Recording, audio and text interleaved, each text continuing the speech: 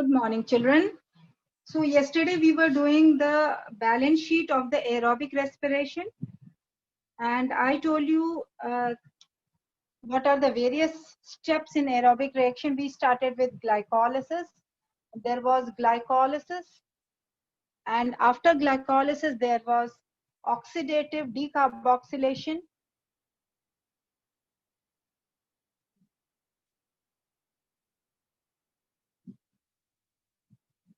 Then after oxidative decarboxylation, there was Krebs cycle. After Krebs cycle, there was ETS, ETC or ETS, electron transport chain, and finally oxidative phosphorylation. Finally, there was oxidative phosphorylation. Out of all these, the ATPs are produced in glycolysis, of course, NADH2 in oxidative decarboxylation, and GTP, FADH2, and NADH2 here in Krebs cycle. Whereas in this cycle, the ATP is released, or oxygen and water molecule. Water molecule is formed as a result of transmission of transfer of electron. Oxidative phosphorylation. Here also, how the ATP is synthesized by the release of or by the breakdown of proton gradient. This we did. So yesterday we started with the balance sheet, and in which I told you during glycolysis the number of ATPs produced were 8, and I also told you the steps in which the ATPs are produced. So now I'll make the same table for you, and I'll tell you how the ATPs are produced in other two processes. So here we wrote the process. Here we wrote ATPs. It doesn't need much space. Much space is required by NADH2.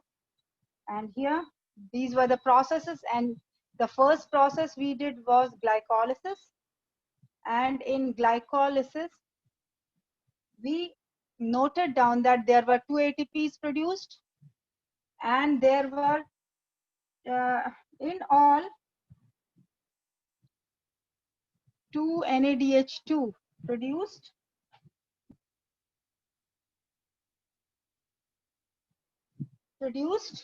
Okay, and this NADH2 which were produced, they gave you 6 ATPs.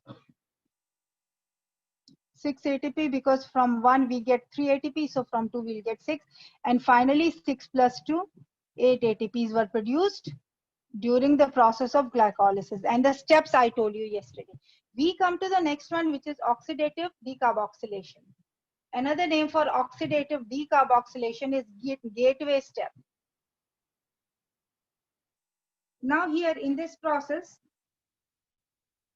what we did was, during oxidative decarboxylation, which was the gateway step, only gateway step, also known as gateway step, when acetyl coenzyme is produced and acetyl coenzyme A then enters the next step, which is Krebs cycle. So in this, again, no ATP was produced, just one thing was produced during oxidative decarboxylation when it gets converted into acetyl coenzyme A. If you remember, acetyl coenzyme A is produced, which then enters the Krebs cycle. So which then enters the Krebs cycle. So oxidative decarboxylation is the synthesis of acetyl coenzyme A.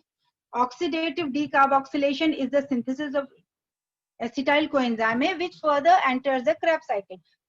And we are now dealing with this process of oxidative decarboxylation, and during this no ATP is produced. No ATP is produced. No ATP is produced. Only NADH2 is produced, and that too 2 NADH2 are produced here during the gateway step.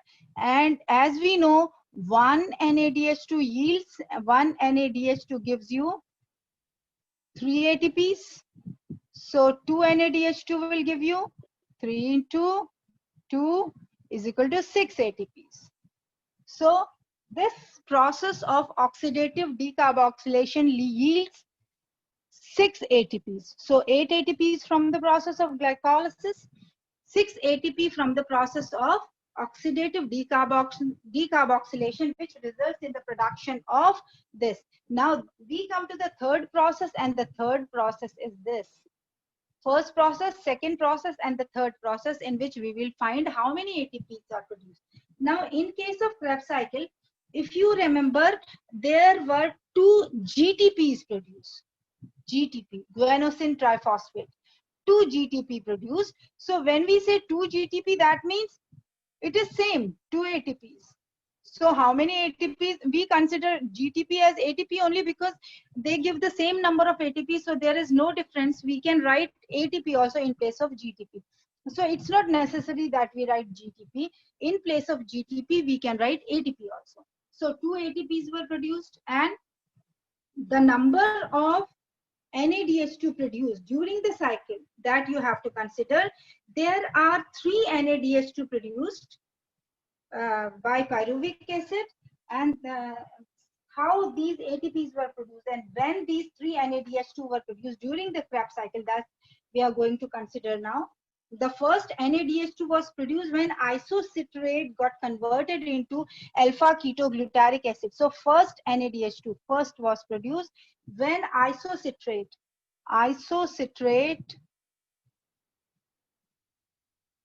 got converted into alpha ketoglutaric acid. At this time, 1 NADH2 was produced. So it resulted in production of 1 NADH2. That means when we say 1 NADH2, that means how many ATPs? 3 ATPs. 1 NADH2 is 3 ATPs. The second NADH2 was produced when alpha ketoglutaric acid was converted into succinyl coenzyme A. So second was produced when alpha ketoglutaric acid got converted into, I'm writing only acid AC. It got converted into succinyl coenzyme A. Succinyl coenzyme A. This was the second step when NADH2 was produced, second one. And here also when alpha ketoglutaric acid got converted into succinyl coenzyme A, 1 NADH2 was given. 1 NADH2 was given. That means 1 NADH2 gives you 3 ATPs. So 3 ATPs were produced here. Okay, 3 ATPs in the above case, 3 ATPs in the next case. So next it was produced, third NADH2 was produced when malate was converted into oxaloacetic acid. So third ATP, 1, 2, 3, third NADH2, sorry. Third NADH2 was produced when malate, MALATE, it got converted into oxaloacetic acid. Oxaloacetic acid when it got converted into, so at that time 1 NADH2 was also produced. If you see if you have this cycle in front of you, you can just check with it that these are the ATPs, these are the NADH2 which are produced during these steps. So during the complete Krebs cycle, 3 NADH2 were produced at various steps. The first was isocitrate changing into alpha ketoglutaric acid. The second was alpha ketoglutaric acid changing into, converting into succinyl coenzyme A. And the third time when NADH2 was produced, at that time malate got converted into oxaloacetic acid. So 3 times NADH2 was produced, and all of them they yielded 3 ATPs each, because 1 NADH2 gives you 3 ATPs. So here 9. Then there was one more thing which was produced, and that particular thing, okay, one thing I would like to change here. This is little confusing, wrong. I'll write to change here 2. Yes, it was 2 in NADH2 which were produced, 2 and 2. And here because of this we got 6 ATP here. 2 3s are 6, 1 gives you 3, so 2 will give you 6 and another will give you 6. So this way 18 ATPs were produced during the Krebs cycle, and 1 FADH2 was also produced. This was about NADH2. Okay, 1 FADH2 was also produced, 2. The fourth currency which was produced, that was FADH2. FADH2, flavin. The name is flavin adenine dinucleotide. This was also produced, and these were two molecules. Again, two molecules of this was produced. And as you know, one FADH2 gives you two ATPs. It gives you two ATPs. So two FADH2 will give you four ATPs. Okay. Now, in all, if we see, and the step where it was produced, that also I'm going to tell you. When succinic acid got converted into fumarate, first I'll write the step for you here. When succinic acid got converted into fumarate, at this step, the FADH2, two molecules of FADH2 was produced. Now, one FADH2 gives you two ATPs, so two will give you four. So now, in all, if we see 2, 2, 2, 6, 2, 2, 2, 6 ATPs are produced. One ATP gives you 6 NADH2 are produced. 2, 2, 2. That means 6 NADH2 are produced, and one NADH2 gives you 3 ATPs. So 6 will give you 18 ATP. 6 3s are 18. So 18 ATP are given by NADH2. These are given by NADH2. I think this is clearly visible to you. 18 ATPs are given by NADH2. Okay. And now let's come to the FADH2. How many ATPs are given by FADH2? That I'm going to show you now. I'll write it a little high because I think NADH2 is not visible to you clearly. Or I'll write this NADH2 here. 18 ATPs are given to you by NADH2. And these 4 ATPs are given to you by FADH2 plus 4 ATP, which are given to you by FADH2. Two molecules of FADH2. NADH2 were 6 molecules and FADH2 were 2. This already I have told you. 2, 4, 6. 6 NADH2 gives you 18 ATP because one NADH2 gives you 3 ATPs. So 6 will give you 3 into 6, 18 ATPs. And FADH2 will give you 4 ATPs because 2 FADH2 are produced and one FADH2 gives you 2. So 2 will give you 4. So 4 ATPs are produced here. So in all, if we see how many ATPs are produced, 18 plus 4 gives you 20. Yes, 18 plus 4 gives you 22. 22 ATPs. Okay, and here 6 ATPs and there 8 ATPs. Okay, so now how many do you get? In all, now count the number of ATP. Yes, count and tell me how many are these now. Yes, beta. Count and tell how many are these now. 8 ATPs plus 6 ATPs and 22 ATPs. Yes. Yes, beta, how many these are now? In all, the aerobic reaction yields you how many ATP? Yes, bache?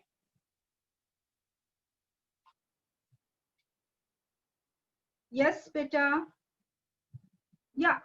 One thing more we forgot to count. It won't be 22. It will be 24. Why it will be 24? Because see, 18 plus 4, 22, and 2 ATPs are here. 18. That means in all, how much do we get? 18 ATPs from NADH2. NADH2. We got 18 ATPs. Then 4 ATPs we have got from FADH2. And then finally 2 ATPs we have got from GTP during the Krebs cycle. So in all 24 ATP. Now tell me in total aerobic reaction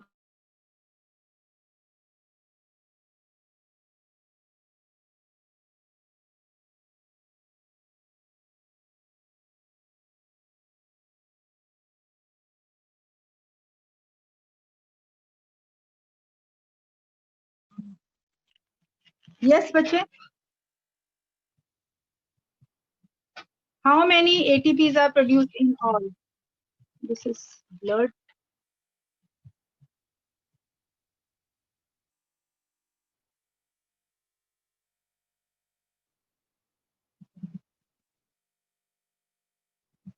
Yes, bacha. I'm not getting any response from you. How many ATPs are produced during the entire aerobic respiration? Who's going to tell me? To 8. 8 ATPs are produced during glycolysis. 6 ATPs are produced during, okay, fine. I got your message. 6 ATPs are produced during oxidative decarboxylation and 24 ATPs are produced during Krebs cycle. So in all, how many ATPs are produced now? In all, how many ATPs are produced now, children? 38, ma'am. Yes, 38 ATPs. Yes. 38. So, yes, in all, 38 ATPs are produced. Now, if you find in the books, it is written that 36 ATPs are produced. So, if we consider the complete gain of ATP during the aerobic respiration is 38 ATP. But if you see the books, it is written 36 ATPs are gained. 36 ATPs. It is not written this. If you see the books, it is written that during the entire aerobic reaction, 36 ATPs are used. Where do those 2 ATPs go? Where do those 2 ATPs go? Why do they write 36 ATPs are formed? Why not 38 then? When we count it and we see that 8 ATPs are produced during glycolysis, 6 ATPs are produced during oxidative decarboxylation, 24 ATPs are produced during Krebs cycle. So in all, it comes to 38 ATPs. That means aerobic respiration yields 38 ATP, but it is written 36 ATP. Where do these 2 ATPs go? These 2 ATPs, where do they go? Actually, what happens, as I told you, the site of glycolysis, where the glycolysis takes place, it is cytoplasm. The site of glycolysis is cytoplasm of the cell. So the glycolysis takes place in the cytoplasm of the cell, and then finally the pyruvic acid which is formed, it gets converted into acetyl coenzyme A, and then that pyruvic acid in the form of acetyl coenzyme A comes to the starts the Krebs cycle. And Krebs cycle is the site of Krebs cycle is mitochondria, inner membrane of mitochondria. You know that this takes place at mitochondria. Now, the 2 ATPs, they are used up in transferring the pyruvic acid in the form of acetyl coenzyme A from the cytoplasm into the mitochondria. So there 2 ATPs are utilized. That is why we write in place of 38, 36 ATPs are formed. So 2 ATPs are utilized to transfer pyruvic acid, which is the end product, which is the final product of glycolysis, in the form of acetyl coenzyme A into the mitochondria. So this transfer of the end product of glycolysis utilizes 2 ATPs, and thus we do not write 38 ATPs. We write that during the complete aerobic respiration, 38 ATPs are formed. So children, is it clear to you? Yes, the balance sheet is clear? Yes, ma'am, clear.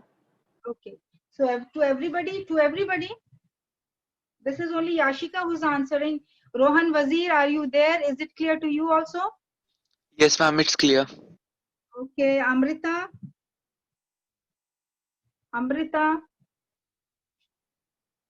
I think she is not there.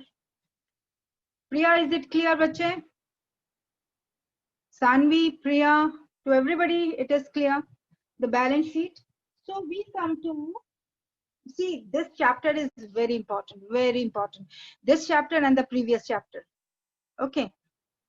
This chapter, respiration and photosynthesis, is very important chapter. Both are little difficult, out of the way, like chapters not like other physiology or other chapters of the book. These two chapters are different and very important, even for the NEET point of view. Many questions are asked from these two chapters. So be particular. If you do not understand this chapter, that means you have missed a big thing. So just be thorough with these two chapters. If you do not understand anything, if you want me to repeat anything, you can tell me, and I'll be able to deliver a lecture on it. The day you tell me, the next day I'll deliver a lecture on it. So it's not that. If you have any problem in any topic, WhatsApp me and tell me that, ma'am, tomorrow just we want repetition of this topic, and I'll do it. So, but I want that these two chapters should be very clear to you.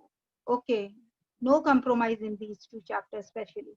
And for the examination, for the UT also, I have selected these two chapters because we can make so many questions from these two chapters, and I'll be giving the UT2 from these two chapters, as well as in the final exam also, you'll get a number of questions from these chapters. So yesterday's test, it was okay? Yes, ma'am. Were you able to understand the questions properly? Yes, ma'am. Okay. So maybe because now we are left with 5 minutes only. Tomorrow, just two chapters are left now. One is amphibolic pathway and another is respiratory quotient. So most probably tomorrow I'll be able to finish with amphibolic and the respiratory quotient, both the topics. And then I'll take one day and I'll be asking you if you have any problem in any topic so that I can repeat. Or you can, tomorrow itself, you can send me message that just repeat this topic from this chapter tomorrow. So I'll do that. Then after your doubts are clear, we'll start with the next chapter, which is the plant growth. Okay, that is a simple chapter, not very difficult and not as complicated as these two chapters. But you know, if you understand these two chapters are very interesting if you understand it properly. And if you do not understand, then these chapters are going to be big problems also. So just try to understand. If you do not understand, just then and there you stop me and just say, or the next day or on WhatsApp, you can send a message that, ma'am, tomorrow kindly repeat this topic, we were not able to understand.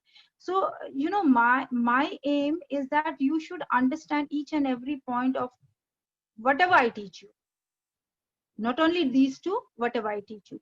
But these two chapters are little difficult from the other chapters, and you are doing all these calculation, all these long steps for the first time, so you must be finding it little complicated. So if you do not understand anything, just WhatsApp me. I'll take up that topic the next day. Fine. Now, till here in balance sheet, anything which you could not understand in the balance sheet itself. See, aerobic respiration consists of two more processes. One is ETC, electron transport chain, and oxidative phosphorylation. But they do not yield you any ATP. They are, you know, supportive processes of these three processes. What happens in ETC, electron transport chain? The NADH2, which is synthesized in these reactions, they are broken down to release energy, water molecule and energy, protons, building a proton gradient. And the final step, which was oxidative phosphorylation, that was synthesis of ATP. Okay, the same NADH2 yields you ATP, and one NADH2 yields you 3 ATPs. If you remember, when one NADH2 was broken down in the matrix, from that NADH2, one NADH2, 3 protons were moving in the intermembrane space. And that indicates that from one NADH2, 3 ATPs are produced. From one FADH2, 2 ATPs are produced. And from one GTP, 1 ATP is produced. And ultimately, what energy currency do we have? We have ATP. ATP, energy in the form of ATP is produced, present in a body, and whenever required, that energy is released. And NADH2, FADH2, these are checks. These are energy checks. When we want energy, then these are broken and converted into ATP, and then from ATP we get energy. So ATP is the energy currency in the living organism. And see, the aerobic respiration consists of glycolysis, oxidative decarboxylation, Krebs cycle, then after this electron transport chain, and then finally oxidative phosphorylation. These are the 5 steps of aerobic respiration. I repeat, the aerobic respiration consists of the steps: number 1, glycolysis; number 2, oxidative decarboxylation or gateway step; number 3, Krebs cycle; number 4, electron transport chain; and number 5, oxidative phosphorylation. These 5 steps are of aerobic respiration. Then what about anaerobic respiration? Anaerobic respiration, you remember I told you this is the common step in anaerobic respiration, glycolysis. Then some undergo fermentation in case of in yeast cell, and some anaerobic respiration, it takes place in the muscle cell where lactic acid is produced. Only that much is for anaerobic respiration. But aerobic respiration is a long pathway which includes 5 steps with the release of 36 ATP. In all, it is 38 ATP, but 2 ATPs are utilized when pyruvic acid is transferred from the cytoplasm where glycolysis takes place into the mitochondria in the form of acetyl coenzyme A. So 2 are utilized there, and because of utilization of 2 ATPs there, we get only 36 ATPs as a result of aerobic respiration. So children, anything which you could not understand in this step, in this balance sheet, anything which you could not understand?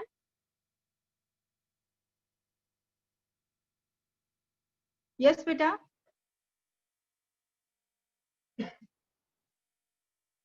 I think you all are unmute. Yes, anything which you could not understand? Everything is clear? Yes, beta, I want your response. Yes, Everything ma'am, is clear. okay. I think the time is over, and we'll start with the 2 topics which are left. If you could not understand any topic in this, you can send me a message on WhatsApp and I'll repeat that topic. Fine. So I end the meeting.